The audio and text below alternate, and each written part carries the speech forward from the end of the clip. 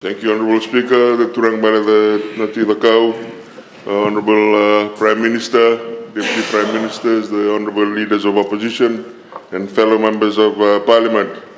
I stand before you today to provide an update on the efforts undertaken by the National Taskforce to address pornography and complementary efforts by the coalition government in actioning the commitment made in this very august House when I took the floor late last year.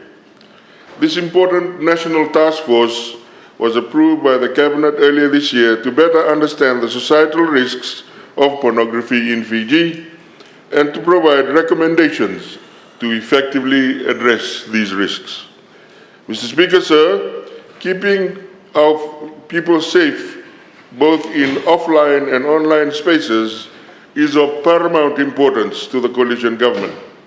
Therefore, to demonstrate this and to ensure we are effectively understanding and addressing the societal and technical aspects of this issue, this task force is jointly chaired by the Honourable Minister for Women, Children and Social Protection, the Honourable Tambuya, and myself.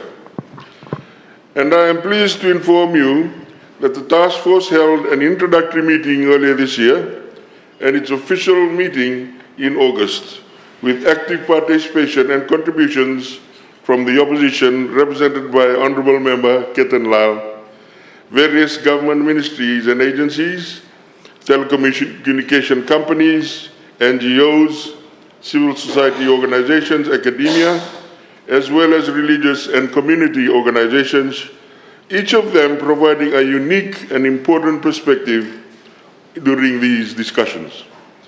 Mr. Speaker, sir, as we are all aware, the Internet, which is a tool of immense potential for progress, has unfortunately furthered the reach of cyber criminals and has become a breeding ground for predators who exploit the innocence of our children, and online sexual abuse is an extension of the existing threat of child sexual abuse.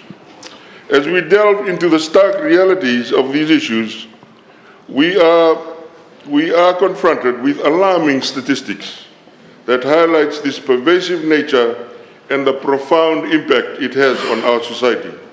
Honourable Speaker, sir, the last time I took the floor when we discussed this issue, I had shared that when we talk about the web traffic to pornographic sites, for one provider in Fiji over a period of 3 months, there was a download of about 626 terabytes of data consumed, ranking in one of the top 10 most used data traffic by that operator in Fiji.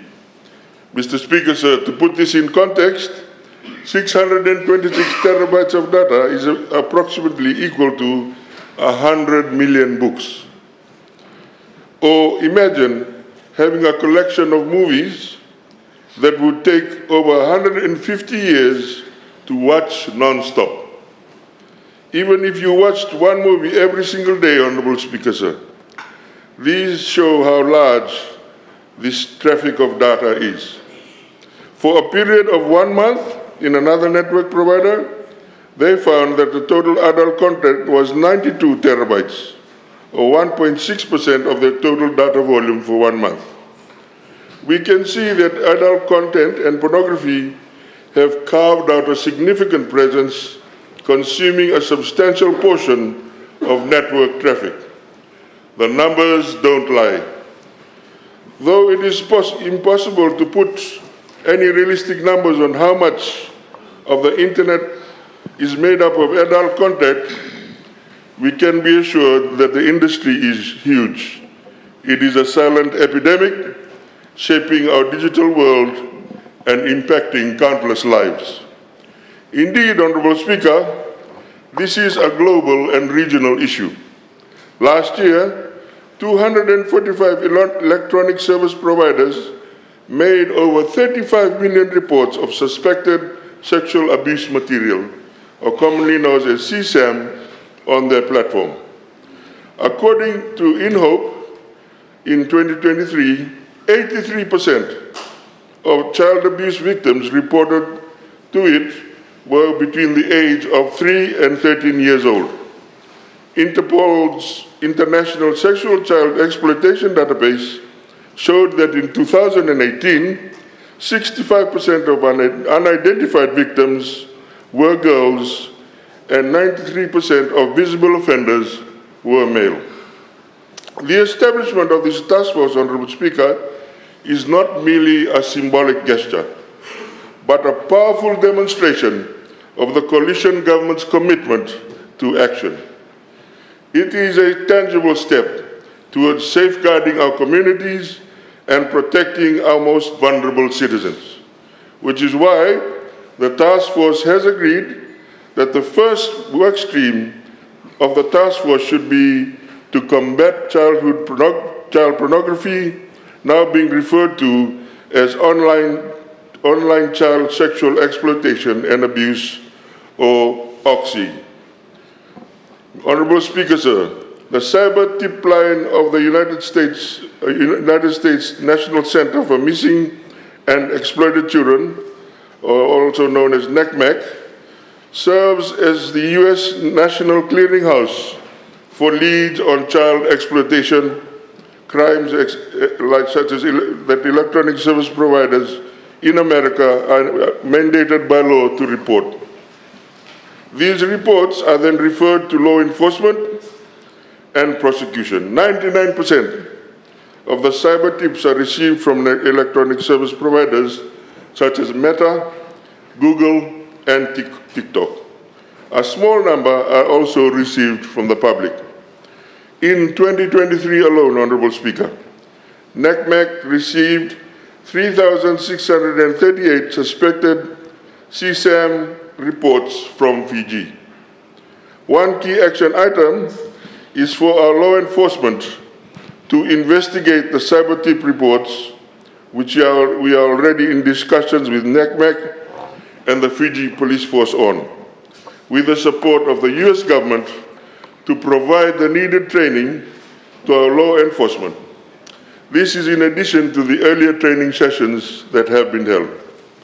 Honourable Speaker, sir, I also urge parents, guardians, and communities to be vigilant about images and videos of our children that we share online. It is critical to avoid uploading pictures or videos of our children when they are not appropriately clothed. Once these images and videos are online, they can be exploited by perpetrators in unimaginable and harmful ways. Let's work together to safeguard our children in both the physical and digital worlds.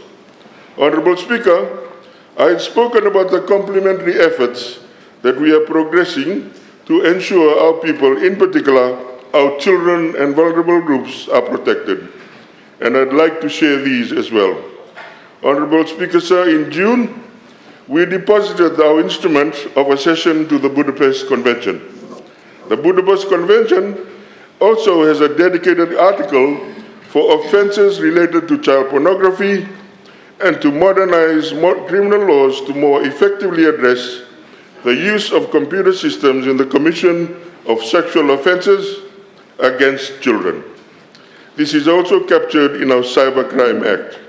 And we have also commenced capacity building sessions for our criminal justice authorities.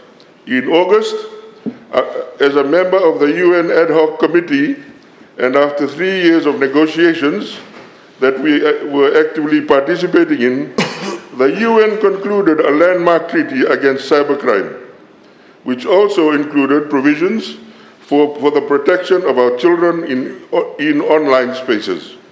We are also having discussions with the Council of Europe on the Lanzarote Convention, which is a convention on the protection of children against sexual exploitation and sexual abuse.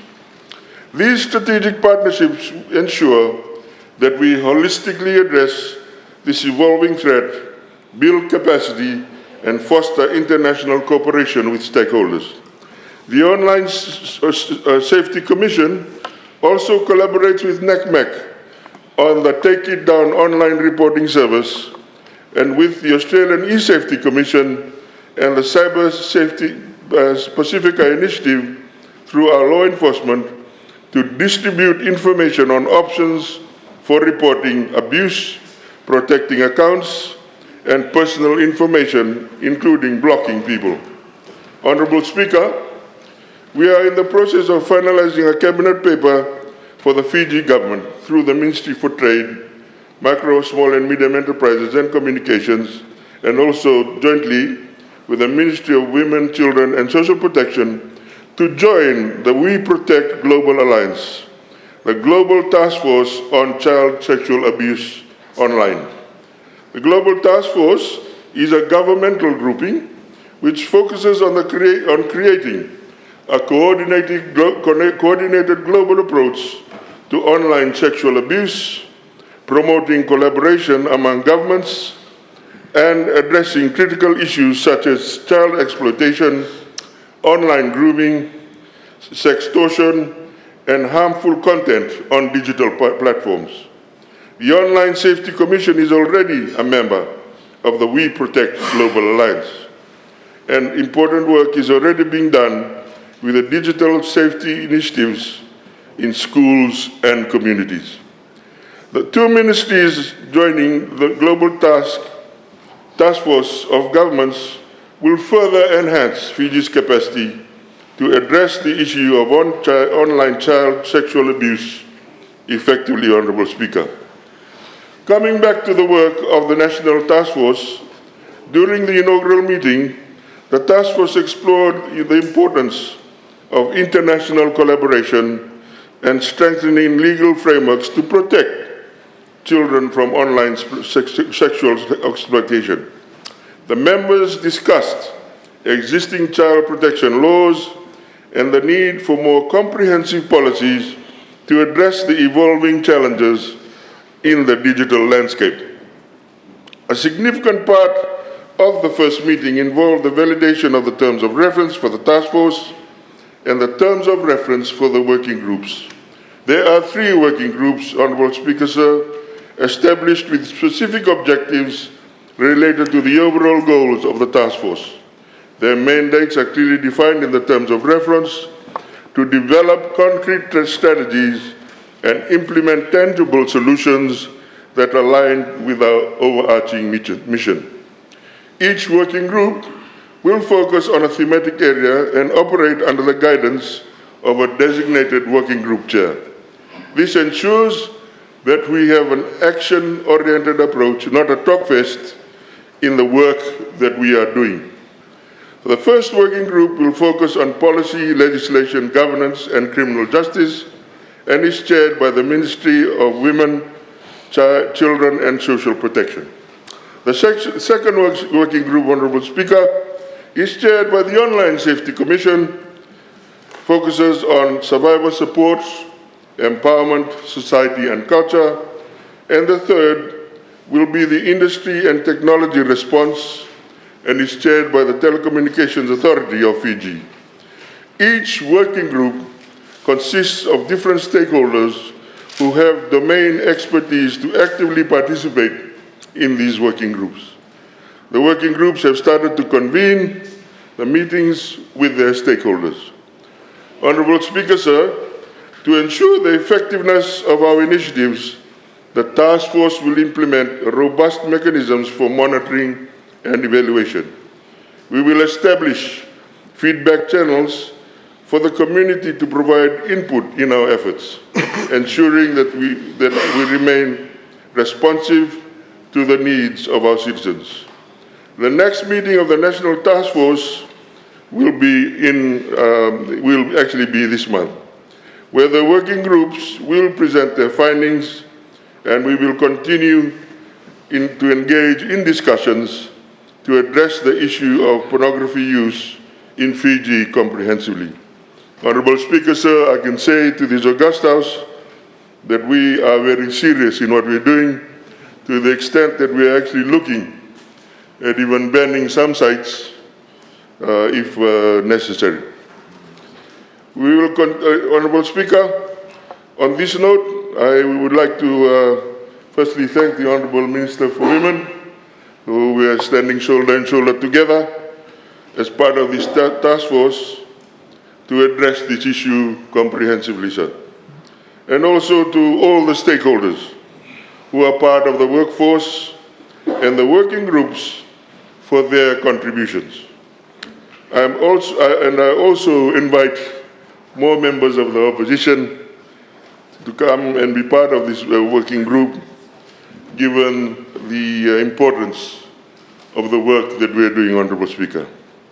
In closing, the fight against child abuse online and pornography requires a collective responsibility from all sectors of society.